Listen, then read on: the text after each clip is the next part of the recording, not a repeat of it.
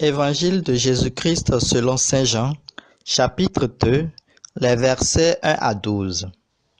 3 jours plus tard, il y avait un mariage à Cana en Galilée. La mère de Jésus était là. Jésus aussi avait été invité au repas de noces avec ses disciples. Or, en manqua de vin, la mère de Jésus lui dit, « Ils n'ont pas de vin. » Jésus lui répond, « Femme, que me veux-tu? Mon heure n'est pas encore venue. » Sa mère dit au serviteur, « Faites ce qu'il vous dira. » Or, il y avait là 6 cuves de pierre pour les ablutions rituelles des Juifs. Chacune contenait environ 100 litres. Jésus dit au serviteur, « Remplissez d'eau les cuves. » Et il les remplit jusqu'au bord. Il leur dit, « Maintenant, puisez et portez-en au maître du repas. » Ils lui emportèrent. Le maître du repas goûta l'eau changée en vin. Il ne savait pas d'où venait ce vin, mais les serviteurs le savaient, eux qui avaient puisé l'eau. Alors le maître du repas interpelle le marié et lui dit, « Tout le monde sert le bon vin en premier, et lorsque les gens ont bien bu, on apporte le moins bon. Mais toi, tu as gardé le bon vin jusqu'à maintenant. » Tel fut le commencement des signes que Jésus accomplit. C'était à Cana en Galilée. Il manifesta sa gloire et ses disciples crurent en lui. Après cela, il descendit à Capharnaüm avec sa mère, ses frères et ses disciples, et il y restait quelques jours. Acclamons la parole de Dieu. Méditation. Thème de la méditation. La mère de Jésus était là. Jésus aussi avait été invité au repas de noces avec ses disciples. Aujourd'hui, nous contemplons les effets salutaires de la présence de Jésus et de Marie, sa mère, au centre de nos activités humaines, comme c'est le cas ici présent.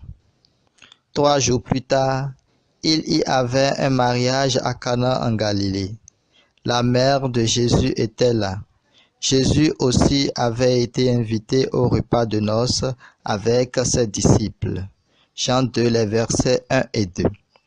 Jésus et Marie, avec une intensité différente, amènent avec eux la présence de Dieu partout où ils se trouvent, et là où est Dieu, il y a amour, grâce et miracle. Dieu est le bien, la vérité, la beauté, l'abondance. Quand le soleil déploie ses rayons de lumière sur l'horizon, la terre s'illumine et reçoit sa chaleur, et toute la nature se met au travail pour porter ses fruits. Quand nous laissons Dieu s'approcher de nous, le bien, la paix et le bonheur poussent dans nos cœurs, qui étaient peut-être jusqu'à ce moment-là froids ou endormis. Le moyen que Dieu a choisi pour être présent parmi les hommes et entrer en contact avec eux est Jésus-Christ. L'œuvre de Dieu arrive au cœur du monde, d'une part par l'humanité de Jésus et d'autre part par la présence de Marie. Les mariés ne se doutaient de rien en les invitant.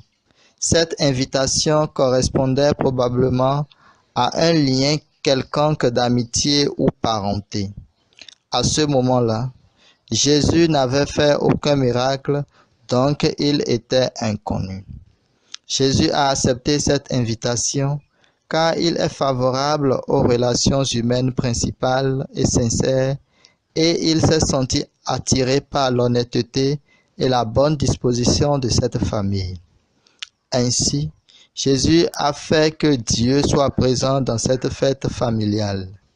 Tel fut le commencement des signes que Jésus accomplit, comme le dit Jean 2, verset 11.